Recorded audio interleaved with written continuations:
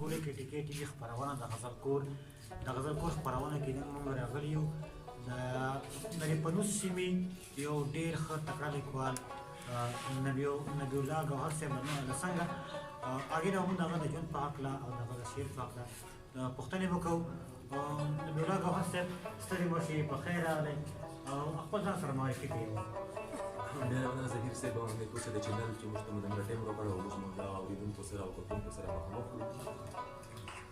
بس دا شعر و شاعري زه خو په خپله شعر چې کوم د هغه د خدای پاک یوه اړتیا ګڼم چې هر انسان ته الله پاک ورکوي او موږ خلک پاک په دې باندې منزل وي، چې الله پاک د شکر ګزار وي. شعر چې کله مو کورس سمبل کړی ده نو تقریبا زه لیک کوم، تقریبا د لسم جماعت نه مو باقاعده لیکل شروع کړي دي او بس روان دا سفر جاري ده او انشاءالله اوس دې ته رسېدلي یو چې انشاءالله ما کتاب چې کوم د شما مخ داس مساعده پرته ده د دې کمپوزینګ مرحله چې کومه دوا مکمل شوې ده اوس د خپلو مشرانو او استادانو په لټون چې باندې باندې لیکلو دي نو انشاءالله یو څو میاشتې به د دې دا به چاپ باندې ګوهر صاحب تاسو د کتاب خبره وکړئ نو څنګه مو دې طرف ته توجه شوه چې زه کتاب ته څنګه تاسو راغلی څو داسې موسمو کې زه کتاب چاپ کوم. زه یې خبره داسې چې انسان چې د هغه الله پاک په مختلفو دغه سره موږ لکه شاعري یو داسې اړتیاله چې الله پاک په دې باندې خلک موندي نو شاعري چې ته کله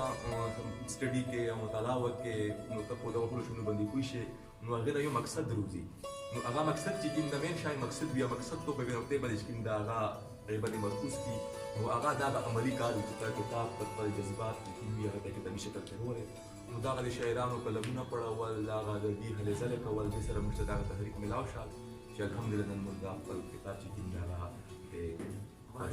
ګوهر صاحب تاسو باقاعده زده کړه چانه خو به کړي څوک چې استاد مشتاق تاسو زده کړه کړي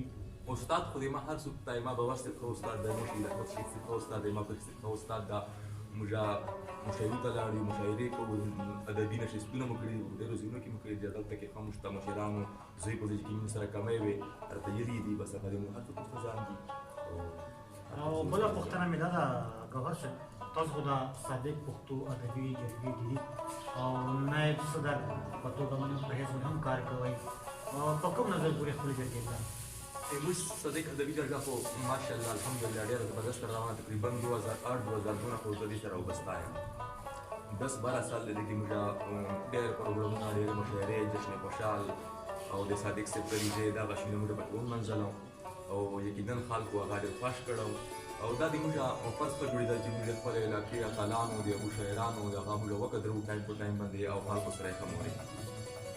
ډېره مننه ګوهر صاحب خپرونه کې ګډ متن کې به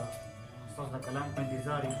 یو خپل کلام راته واورو. بس کلام به د کتاب نه اشتراک کوم نوی کتاب کتاب نه قبول نه کړي چې موږ دا وروته ان شاء الله.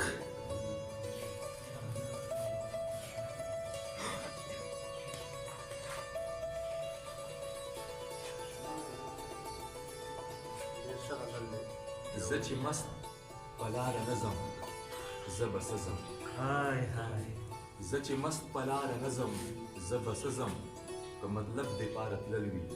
نو زه نه ځم زه چې مست په لاره نه ځم زه به څه ځم که مطلب دې پاره تلل وي نو زه نه ځم د احساس په آیینه کې یاران وینم په آیینه کې یاران وینم بې غرضه د یارانو خواته د احساس په آیینه کې یاران وینم بې غرضه د یارانو خواته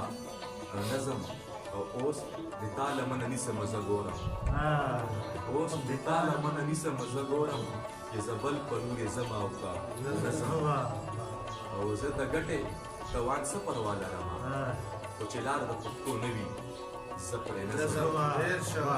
او زه د ګټې توان څه پروا لرم خو چې لار د پښتو نه وي زه پرې نه ځم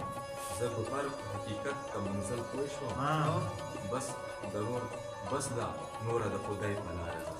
ډېر ډېر مننه تشکر صاحب تاسو موږ ته خپرونه کې وخت راکړو کور مو ودان